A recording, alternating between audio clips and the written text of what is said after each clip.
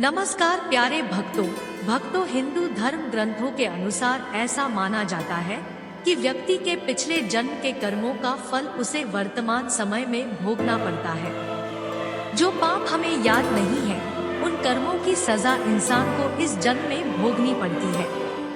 हमारे जीवन में जो कुछ अच्छा बुरा घटित हो रहा है, उसके पीछे हमारे पिछले जन्म के कर्म भी हैं।